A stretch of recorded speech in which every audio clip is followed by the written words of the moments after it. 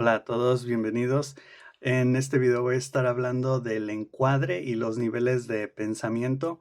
El encuadre primero tiene que ver con por ejemplo, esto ahorita es un encuadre. El encuadre físicamente es, por así decirlo, lo que ves de una totalidad, ¿no?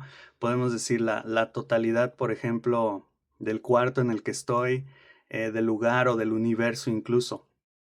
Y el encuadre es útil porque funciona como simplificador de la totalidad, ¿no? O sea, no puedes ver toda la realidad porque, pues, por cuestiones prácticas, tal vez no tienes todo el tiempo. ¿Cómo podemos conocer todo el universo, por ejemplo? Pero el encuadre, además de ser físico, es conceptual, es algo mental. Entonces, cada vez que yo hablo, te estoy presentando un encuadre, es decir, te estoy definiendo cierta parte de lo conceptual, que es pues todos los conceptos que existen o que han existido. Incluso podemos decir que es como una parte de toda, de la mente, ¿no? Del colectivo, del inconsciente colectivo, del consciente colectivo, este, y entonces el encuadre entra ahí. El encuadre de los encuadres, por ejemplo, o el hecho de pensar sobre el encuadre es un encuadre, ¿no? O sea, es metacognitivo, es interesante, pero es como viéndolo desde afuera, porque entonces yo en el momento en el que digo, es que la forma de interpretar la realidad o los conceptos es a través del encuadre, ese es un encuadre, pero puede haber otros encuadres para conocer la realidad. Alguien podría decir, pues es que no es solamente es conceptual ni físico, es visceral o emocional, es lo que sientes, o tal vez hay una abstracción que no se puede decir con palabras, pero ni que se puede ver con los ojos, ¿no? Pero de alguna forma es espiritual, no se siente tampoco, simplemente como que está presente, no sé. O sea, puede haber otras formas de entender el encuadre. En la teoría del encuadre o frame o marco em, estudia específicamente cómo las noticias presentan la realidad de los hechos, de lo que pasa. Y el problema principal con una noticia o con un encuadre noticiero es que te está seleccionando cierta información para presentarla y otra la está omitiendo. Hay otros problemas también, por ejemplo, el problema del prejuicio de quien informa, ¿no? O sea, ayer estaba viendo unas imágenes bastante interesantes en donde eran dos imágenes diferentes, pero la misma frase, y decía algo así como nada me sale bien. Y la persona decía, nada me sale bien y estaba como estresada. Y en la otra imagen decía, nada me sale bien y estaba así como relajada, como diciendo, pues de todos modos, nada me sale bien. Entonces, son dos encuadres. La persona que habla, de alguna forma, incluso aunque no quiera, presenta su preferencia o su encuadre, ¿no? Porque hay encuadres personales que yo diría está más relacionado con los esquemas y hay encuadres em, públicos, hay encuadres que la cultura detecta o reconoce, que incluso es algo muy interesante ahí. Es como que es primero el pollo o la gallina o el huevo o la gallina porque decimos que las noticias encuadran la realidad de una forma para presentarla ante el público, pero para que el público, a través del procesamiento de comunicación o decodificación del mensaje, es decir, decodificar significa que lo relacionan con algo, que lo que tú me estás diciendo yo lo relaciono con algo, lo asocio con algo, con conocimiento previo, como en el aprendizaje significativo. Para que yo pueda hacer eso, yo ya tengo que tener ciertos encuadres, ciertos esquemas, ciertos marcos para referirme a ciertas categorías mentales, ¿no? Entonces, si tú me presentas una noticia que dice Estados Unidos ataca a Israel o Irán o lo que sea, y el presentador lo dice como con un tono así como otra vez Estados Unidos atacando, ¿no? Yo Entonces, yo interpreto su encuadre como eso está mal. ¿no? Y cuando yo entonces hable de eso en mis círculos sociales o con personas que conozco, también se va a notar mi prejuicio. O sea, el encuadre se puede mover, podemos decir, en 2 dimensiones, pero también en 3 dimensiones. O sea, yo puedo dejarte ver este problema desde acá o desde acá, ¿no? Y entonces, o sea, yo voy a mover el encuadre para especificar una parte del problema sin considerar, por ejemplo, lo económico, lo ideológico, lo religioso. O sea, yo te digo, militarmente Estados Unidos atacó a un país, pero como te lo digo, te puedo decir, Estados Unidos se está defendiendo, se está preparando o Estados Unidos está siendo opresor o dominante o lo que sea, ¿no? Entonces también es esa tercera dimensión, yo diría, de cómo enfocas el encuadre, lo que también influye. Y de nuevo con este dilema de si primero el esquema o el encuadre noticiero es primero o el encuadre individual. Es decir, las noticias no pueden hablar de cosas o no pueden enfocar o encuadrar elementos que no que el público no pueda entender. Deben de ser cosas que el público ya tiene como una idea, ¿no? De las cosas. De hecho, un artículo que estaba leyendo de la teoría del encuadre menciona que primero se debe de exponer, se debe de definir el problema, se deben de detectar las causas, luego se hacen juicios morales y se da como de alguna forma la solución o la alternativa o el qué hay que hacer o cómo debemos de pensar sobre esto, actuar o comportarnos o qué actitud debemos de adoptar o tener con respecto a este dilema, ¿no? O esta noticia, este encuadre. Todo eso va implícito, ¿no? Y entonces, para que yo pueda entender ese mensaje, debo de tener yo ya esquemas, ¿no? Que para mí ese dilema se soluciona muy fácil. Nadie nace con encuadres, ¿no? Ninguna persona nace con esquemas. Los esquemas te los va poniendo las noticias, la cultura, los padres, las personas que tienes a tu alrededor. Entonces, ¿hasta qué punto las noticias actualmente fabrican encuadres? ¿Y hasta qué punto utilizan los encuadres ya fabricados o ya hechos, es decir, ya dados de la sociedad o de una cultura, ¿no? Eh, pero a fin de cuentas, yo diría, hay fabricación, o sea, los encuadres no vienen de ti, ¿no? Que ahí entramos en todo un dilema porque en última instancia el problema ahí es la repetición o la replicación, la copia de estos encuadres, que tú simplemente estás repitiendo lo mismo con base a lo que ya conoces y entonces ahí también entra el problema de la originalidad, dónde está la originalidad, dónde está la creatividad realmente, la innovación y el problema de la expectativa, ¿no? Ya, por ejemplo, yo decía, em, si vamos a ser críticos, pues tú ya tienes un esquema de qué es ser crítico y una expectativa y te vas a comportar como ese arquetipo que ya tienes, ¿no? Si yo digo, vamos a ser, o incluso vamos a ser originales, ¿no? Vamos a hacer algo original. ¿En qué pensaría la gente? Que diga, ok, sí, se necesita ser más original. Ya tienen un encuadre, ya tienen un esquema, ya tienen una idea de qué es ser original y de seguro van a decir cosas como, pues vamos a ponernos a pintar, a dibujar, a cantar, la música, incluso los deportes, o sea, como que todas esas cosas ya son consideradas originales. Y no son originales, o sea, es la expectativa, es el problema de la expectativa que tú tienes con respecto a lo que es original, porque lo original puede ser cualquier cosa realmente por definición, ¿no? Pero como no entra en tu encuadre, en tu categoría, en tu esquema, pues no lo vas a ver así. Bueno, entonces ese es un poco de los encuadres y ahora sí vamos con los órdenes de pensamiento. Esta idea surge porque estaba viendo que hay como diferentes niveles, como el pensador amateur o así, o diferentes personas simplemente con distintos niveles de pensamiento.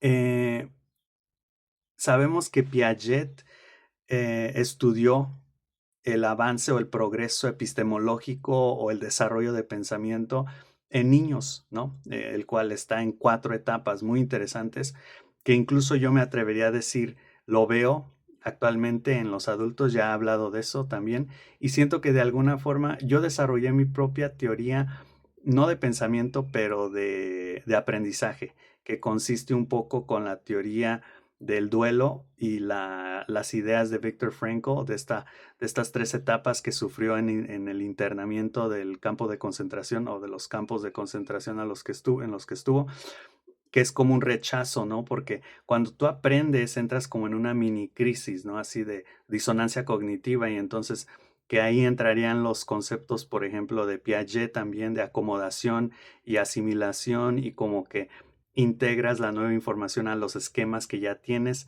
y los esquemas que ya tienes de alguna forma se asocian con el aprendizaje significativo de David Ausubel.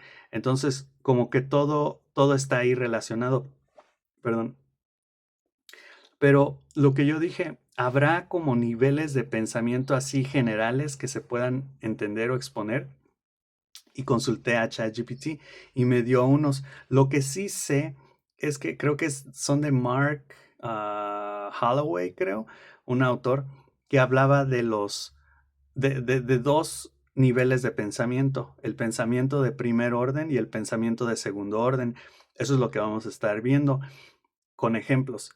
Ahora, también hay, bueno, yo le pedí a ChatGPT que me diera más y llegamos hasta 5 niveles que de alguna forma son niveles bastante interesantes, bastante diferenciados, o sea, no es demasiado abstracto, como que cada nivel sí es muy concreto y muy específico en cuestión característica, o sea, qué es lo que se necesita para estar en ese nivel.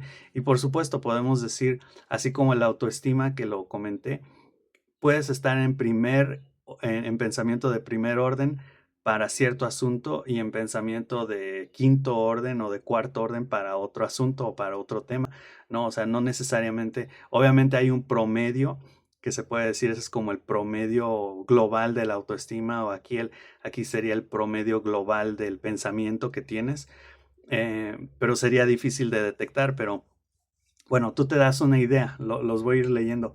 El primero, pensamiento de primer orden, es el más directo. Y de hecho, me resultó bastante interesante porque siento que las personas, cuando tratan de debatir o discutir ideas, se suelen quedar aquí. Les interesa el primer nivel o el pensamiento de primer orden, ya que se enfoca en hechos inmediatos, es decir, lo tangible, lo científico, la realidad objetiva, ¿no? Empírica, soluciones obvias, es una causa y efecto simple, ¿no? Por ejemplo, esta película es mala. Aquí también podemos decir que es como, como que entraría la opinión de alguna forma.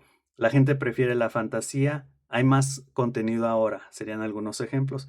Funciona bien para actuar rápido, pero no cuestiona supuestos y no ve consecuencias a largo plazo. Es decir, tomas tú la información tal cual. Imaginemos el primer nivel de la taxonomía de Bloom, que es memorizar, ¿no? El estudiante repite la respuesta correcta para pasar el examen.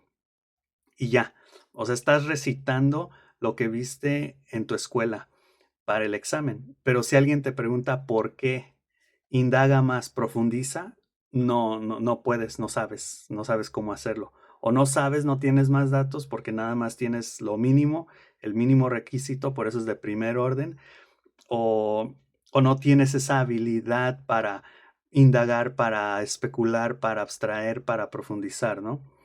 Entonces se me hace interesante porque a veces, por ejemplo, yo diría, las definiciones entran en pensamiento de primer orden, ¿no?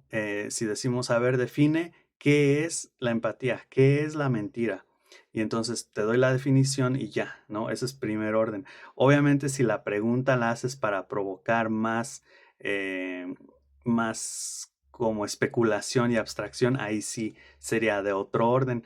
Pero siempre y cuando se quede como en, a ver, define qué es eso, o quién lo dijo, o de dónde es la fuente, o qué científico lo dijo, o como estas cuestiones, yo diría banales, incluso triviales, que no llevan a nada. O sea, metería aquí también la neurociencia, ¿no? Em, esta ciencia que explica los neuroquímicos, la dopamina, la serotonina, las diferentes áreas o partes del cerebro. O sea, sí, o sea, ya sabes que el razonamiento está en el lóbulo prefrontal, que la amígdala se siente amenazada, pero, ¿qué? O sea, ¿eso de qué te sirve? ¿Qué vas a hacer con eso? O sea, que no lo descarto completamente, porque hay análisis muy interesantes, pero ya se requiere otro pensamiento para decir, por ejemplo, hay una relación entre la amígdala o el sistema límbico y el lóbulo prefrontal. Quiere decir que cuando planificas cosas, te sientes bien, ¿no? Y ahí entonces dices, o sea, ahora ya entiendo la relación entre ponerle orden a las situaciones y sentirme bien, ¿no? Así de, mi casa ya está limpia, ¿no? Como estas ideas que bien ahí ya sabemos un poco, pero ahora, ok, ya tienen el sustento científico o lo que sea. El pensamiento de segundo orden es el siguiente, y aquí dice ya hay un salto importante. Se enfoca en las consecuencias de las ideas, en efectos indirectos e incluso en contradicciones. Entonces es, por ejemplo, si hay más contenido, ¿por qué se siente peor? Si la gente evita la verdad, ¿qué evita realmente? El problema es la libertad o la abundancia. Ya no solo ves el hecho, ves lo que el hecho provoca. De alguna forma podemos aquí hablar del objetivo o la justificación o la causa de la causa o el efecto del efecto, ¿no? Así como en cadena. De alguna forma vemos ya qué hay detrás de eso. Entonces, si en la primera parte estamos definiendo qué es la mentira, ahora, por ejemplo, podemos decir por qué la gente miente, para qué la gente miente, ¿no? Y de alguna forma estamos haciendo estas problematizaciones, ¿no? O sea, nos estamos yendo del que lo puedo ver así como estamos aquí pensando en este concepto concreto, ¿no? Que ya definimos, que es de primer orden, y ahora me voy para los lados, ¿no? Como para ver la causa, el efecto, las causas, los efectos. Bueno, tal vez no las causas, pero sí la causa y el efecto. Contradicciones, efectos indirectos también que pueda llegar a tener como daño colateral, ¿no? Efectos secundarios como con la medicina, o incluso también si hay contradicciones, incluso en la definición, ¿no? Yo veo el pensamiento de segundo orden como una especie del método socrático, ¿no? Que es el porqué del porqué del porqué, como tratar de ir justamente expandiendo y extendiendo la idea que ya tienes factible o verídica del pensamiento de primer orden. Ahora, el pensamiento de tercer orden, dice aquí empieza lo interesante y menos común, se enfoca en los marcos que producen las ideas, como estaba hablando justamente la teoría del encuadre. Por ejemplo, si tú dijiste al inicio del video, no sé de qué estabas hablando, es porque es de pensamiento de tercer orden. En este caso, nos enfocamos un poco más bueno, aquí voy a sí, nos enfocamos un poco más en cómo se construyen las interpretaciones.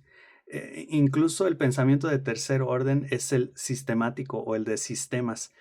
O sea, si estábamos en el concepto y estábamos viendo los efectos y sus causas, ahora ya tenemos, o sea, estábamos en una dimensión, en dos dimensiones, y ahora ya tenemos una tercera dimensión que es ya global. O sea, ya podemos ver desde dónde están viniendo o sea, todo lo que sostiene este concepto, este nodo. Vemos todos los puntos que llegan a converger ahí. Entonces, un ejemplo es, no es que las películas sean peores, es que el sistema de producción cambió, ¿no? Algoritmos, mercado global. No es que la gente prefiera la fantasía, es que la realidad se volvió difícil de procesar, ¿no? Ya no analizas solo consecuencias, analizas el sistema que genera consecuencias, ¿no? Me recuerda también como a esos análisis de, por ejemplo, de epistemología del sur o creo que sí se llama transaccionalidad. El concepto, por ejemplo, de discriminación sistémica, justamente, o sea, no es que tú estés discriminándome directamente, es que el sistema está compuesto para que yo tenga menos oportunidades, para que yo no pueda acceder a las oportunidades que están en el mercado, en becas, en la educación, en incentivos, en premios, pues sí, en oportunidades de forma general. Entonces, de alguna forma, se enfoca en la teoría del encuadre, pero no como simplemente esto es lo que lo ocasiona, sino de dónde viene eso que lo está ocasionando, ¿no? ¿Quién está poniendo esos encuadres? ¿Quién está usando estos marcos? ¿Para qué los están usando? ¿Cuáles son las demás partes que están involucradas en todo esto? ¿Qué es lo que compone estos sistemas, ¿no? De nuevo, con la mentira, ya no es definir la mentira, ni tampoco las causas, ni los efectos de la mentira, por qué alguien mentiría, para qué mentiría, sino más bien históricamente, incluso de dónde surge la mentira, para qué sirve la mentira en una sociedad, en una cultura, es buena, es mala, por qué, quién lo dice, cómo utilizan diferentes grupos u organizaciones la mentira. O sea, estas preguntas ya son de tercer orden, que yo diría es muy importante llegar aquí para quitarte la venda de encima, para quitarte esa actitud ingenua de, oh, los malos son los políticos o los buenos son el pueblo, ¿no? O sea, son sistemas complejos, son sistemas muy enredados, ¿no? Estaba viendo, por ejemplo, por eso me gusta mucho la serie The House of Cards, porque te explica de alguna forma, ya sé que es una historia inventada, pero te da una idea de cómo funciona la política. O sea, no es que todos los políticos estén de acuerdo para fregarse a la gente o así, ¿no? O sea, incluso entre ellos hay conflictos, hay tensiones, hay acuerdos, hay negociaciones, hay traiciones, hay de todo, o sea, pues es un grupo social a fin de cuentas también. Eh, y me hace pensar, por ejemplo, ahorita les comparto la otra idea, pero me hace pensar en la idea de los masones, que decían que ha habido masones que se han enfrentado contra otros masones a través justamente de guerras como revolucionarias o cuestiones así. O sea, no es que todos estén de acuerdo y son ellos contra mí, ¿no? O sea, estaba viendo también la otra idea era en el libro de 48 leyes de poder de Robert Greene, justamente el capítulo que habla de encontrar el punto débil, creo que es la regla 35, 34, encontrar el punto débil de las personas. Hablaba de un rey que tenía 15 años, creo que en Francia, y su mamá, este, era la reina regente o la que estaba ahí por el momento mientras crecía el nuevo rey, creo que era el rey Luis XIII o algo así. El chiste es que hay un padre, un sacerdote que se empieza a meter ahí y entonces habla el capítulo o da ejemplos de cómo a veces el gobernante no gobernaba. Quien gobernaba era las personas más cerca a esa persona, que era, por ejemplo, podría ser la mamá. Incluso aquí argumenta Robert Greene que el rey que tenía 15 años no era la mamá la que controlaba al rey, era el amante de la mamá, ¿no? Entonces tú dices, es que el rey es un inepto, pero o sea, no ves la complejidad del sistema justamente que hay detrás de la persona aparentemente a cargo, ¿no?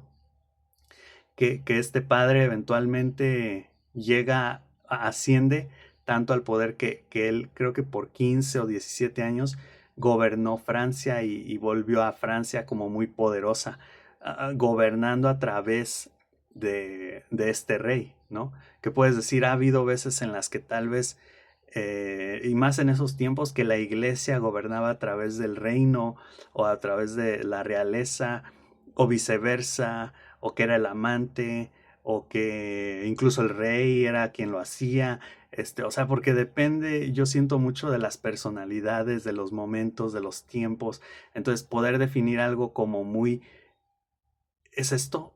O sea, siento que no, y más cuando viene de ideas ya colectivas, entonces yo diría, la dicotomía empezar como a desmenuzar por el pensamiento de primer orden, segundo orden es esencial, pero ya en el tercero justamente hay que ver que son sistemas complejos, ¿no?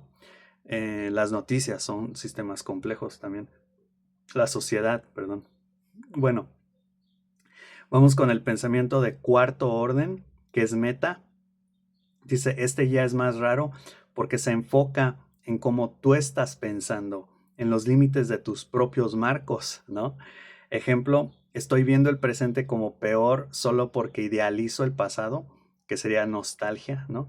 O mi crítica a la fantasía en sí, mi crítica a la fantasía es en sí una narrativa, es pensamiento sobre el pensamiento, pero sobre tu propio pensamiento, que yo diría también lo podrías como de alguna forma canalizar a las demás personas, o sea, cómo es que las personas están pensando sobre lo que están pensando, pero también tú, cómo estás tú pensando, cómo tú estás interpretando, por qué estás interpretando de esta forma las situaciones.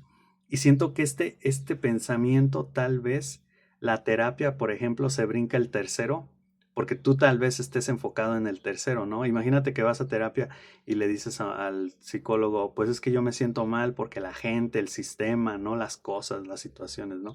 Y tal vez hay un análisis de tercer orden, pero el análisis que te va a llevar a ti a sentirte mejor o a cambiar es el de cuarto orden, es tú porque estás interpretando las situaciones de esta forma y no de otra forma, porque hay otros marcos de referencia, de qué te sirve, de qué te beneficia, te puedes estar equivocando.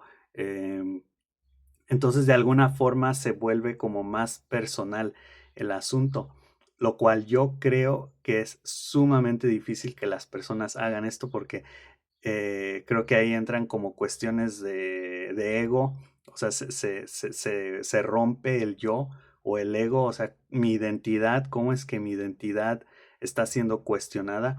Yo por eso de alguna forma fomento no tener tanto una identidad, o sea, no identificarte con cosas o con encasillarte o categorizarte como yo soy de esta forma o de esta otra forma, porque cuando te tienes que cuestionar tus presupuestos, tus prejuicios, tus creencias, tus opiniones. Es muy difícil que las cambies, aunque hay evidencia irrefutable de que estás mal, simplemente porque eres tú, o sea, por ego, de nuevo, porque pues como, o sea, si dejo esto, entonces quiere decir que me equivoqué por años. Pues sí. Entonces, es muy difícil que la gente lo haga. Prefiero seguir viviendo en la mentira que cuestionarme sobre mis mentiras, ¿no? Y bueno, con el ejemplo de la mentira, si ya entiendo todo el sistema de la mentira, ahora sería algo así como aplicado a ti, ¿no? De qué me estoy mintiendo? ¿En qué mentiras estoy viviendo? ¿Las mentiras me están sirviendo para algo? ¿Por qué me estoy cuestionando acerca de las mentiras? ¿No? La mentira es el único marco que existe para la falsedad, por ejemplo, o para la no verdad. ¿Puede una mentira interpretarse como verdadera? ¿O puede haber una verdad que sea mentira? ¿No? Cuando cambia de una verdad a una mentira y cuando se cambia una verdad a una mentira y cuando se cambia una mentira a una verdad, ¿no? Podemos pensar en las revoluciones de conocimiento que ha habido, como el conocimiento del inconsciente, la revolución copérnica, el descubrimiento de América, ¿no? Que son ejemplos en donde lo que era la verdad termina siendo mentira, ¿no? Entonces ahí es donde dicen la verdad es subjetiva, entonces también la mentira es subjetiva, porque si antes era considerada una mentira pensar que la Tierra era que estaba fuera del centro del sistema solar o del universo, ahora también cambia, ¿no? Entonces la mentira es relativa, la verdad también es relativa. em, y bueno, sí, podemos ahí. La, la, el pensamiento de quinto orden, aquí entramos en terreno más filosófico, comenta la IA, se enfoca en múltiples marcos al mismo tiempo y contradicciones coexistiendo, ¿no? Que incluso ahorita ya con los ejemplos o con las preguntas iba hacia acá. Ejemplo, el entretenimiento es peor y mejora al mismo tiempo. La abundancia libera y también vacía el valor. No buscas una sola respuesta, trabajas con tensiones, que creo que con respecto a las... Creo que acabo de llegar a este nivel apenas ahorita, justamente con todo esto. Incluso estoy escribiendo un texto que, bueno, ya lo terminé, que se llama Desmantelar dicotomías. Y hablo justamente de que no existan los opuestos, como la ideología de izquierda o derecha, el día y la noche, este, el colectivismo y el individualismo, sino que más bien coexisten. Y yo ahí señalo, coexisten en el mismo lugar. O sea, una cultura, por ejemplo, vamos a decir, una cultura sumamente colectivista, como en la India, me imagino, tiene aún así sus momentos individualistas, ¿no? Por ejemplo, cuando tienes que ir al baño, cuando duermes, cuando estás pensando o reflexionando acerca de un problema que tienes o algo así. Incluso si sí lo hablas en la colectividad, también va a haber momentos en el que estás solo de forma individual u operando de forma individualista. Entonces, coexisten esos dos opuestos en el mismo contexto, en el mismo lugar, pero tal vez en diferentes tiempos, en diferentes momentos, ¿no? En la mañana estuve solo, reflexioné. Ya en la tarde llegó mi familia, estuvimos juntos y platicamos, ¿no? Entonces, en el mismo día, esos dos extremos coinciden, ¿no? Y de alguna forma son las paradojas, ¿no? Como el yo solo sé que no sé nada, es algo que sabes, pero estás diciendo que no sabes nada. ¿Cómo pueden, que es de nuevo, creo que ya lo había comentado hace mucho tiempo, la verdad es paradójica, ¿no? Que es de alguna forma algo difícil de explicar, pero si podemos ver estos extremos justamente como una unidad, creo que ahí, o sea, encontrarle significado a eso, creo que ahí está lo interesante. ¿Cómo es que afuera y adentro puede ser lo mismo? ¿No? Relativizar también. Pues es que el afuera es el adentro de otro afuera, ¿no? O sea, estoy afuera en el jardín, pero estoy adentro con respecto a la calle o la puerta o la reja, ¿no? Y así, tal vez esa es una forma.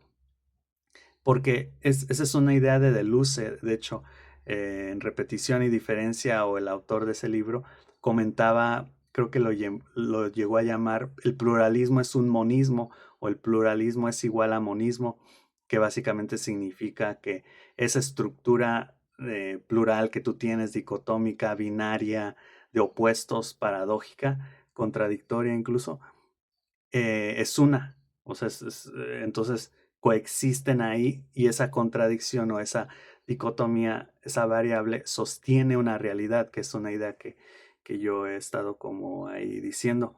Entonces, es muy interesante porque aquí podemos decir, por ejemplo, cómo una persona puede ser buena y mala al mismo tiempo, cómo una persona puede amar y odiar al mismo tiempo, ¿no? Que es la ambivalencia, también de dos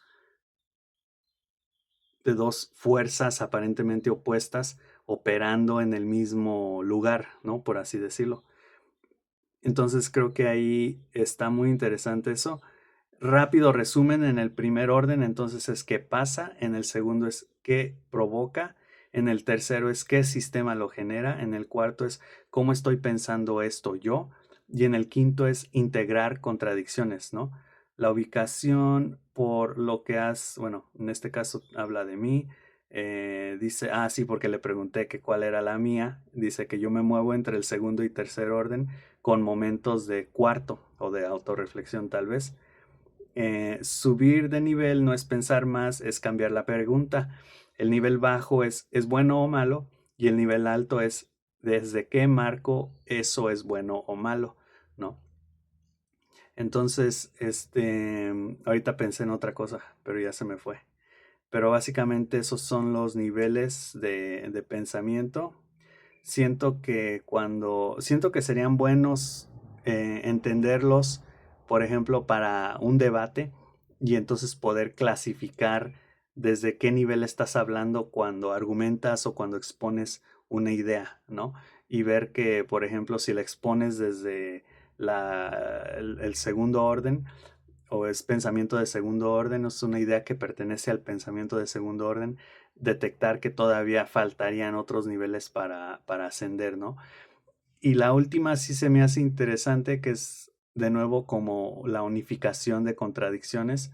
No me gustaría caer en el monismo, o sea, le llaman la no dualidad o el uno, el unismo, el todo es mente, porque siento que es una idea muy vaga, una idea que no aporta, una idea que concluye, que no abre más preguntas, que simplemente responde. Sí, creo que la idea que iba a compartir era la de la pregunta. La pregunta también yo no sé hasta qué punto contribuye a una discusión o a una expansión de conocimiento, ¿no? A la extensión o a la amplitud de conceptos, de ideas, porque creo que sí hasta cierto punto, y lo estaba leyendo en alguna parte, es más importante afirmar y a través de la afirmación provocar, ¿no? A través de la hipérbola también he hablado de eso. Entonces, una vez que tú provocas, la gente puede sentirse como, obviamente hay una cierta aversión o un cierto rechazo, pero eso provoca justamente el diálogo, ¿no?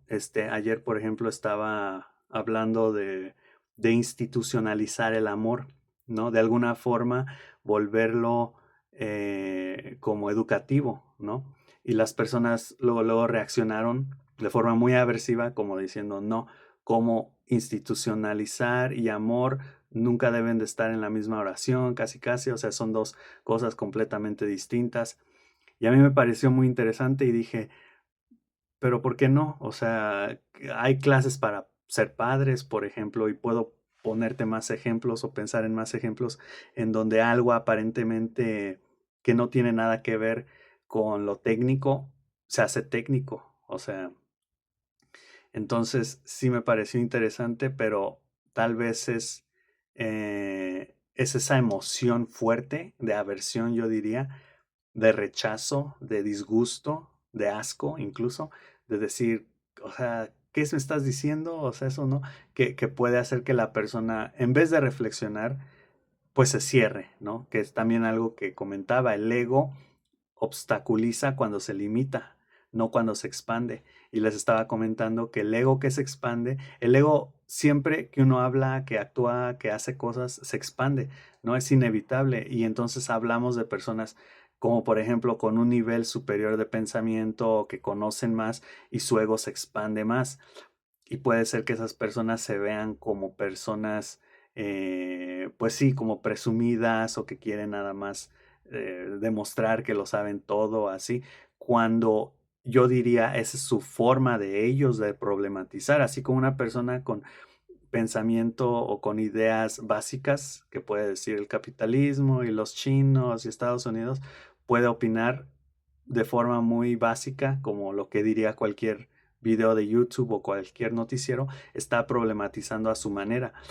Entonces su expansión de ego es menos que la persona que está hablando de otras cosas o complejizando, pero aún así son sus formas de complejizar. No podemos ignorar o descartar una o la otra porque sentimos que está siendo presumido, soberano, lo que sea, ¿no? Cualquier descalificativo. Entonces, bueno, ahí nada más para concluir esa idea, esas ideas. Y si siento que es importante, entonces, no sé qué es importante, nada más empecé a decir eso. Pero más que nada, de nuevo, la originalidad. Para mí todo una y otra vez remite a la originalidad, que es la improvisación, que es estar no preparado para las cosas y simplemente decir lo que viene al momento de lo que te acuerdas. Que ahí también alguien me dijo, pues es que las personas que según hablan desde la originalidad ya tienen algo trabajado y yo dije, sí, estaría de acuerdo. Y ahí hay una diferencia porque cuando tú eres una persona que, por ejemplo, está enseñando, pues debes de suspender tu juicio, no debes de decir todo lo que sabes, ¿no? Pero si tú eres un participante o tú estás explorando los conceptos, ahí sí, o sea, dale, como dicen, rienda suelta y, y llega a lo más lejos que puedas, ¿no? De alguna forma. Entonces, hay momentos para hacer esto o para hacer aquello, o hay momentos para hacer para expandir el ego y hay momentos para suspenderlo, por así decirlo. Entonces sí, creo que eso es todo y nos vemos la próxima, ¿ok? Bye.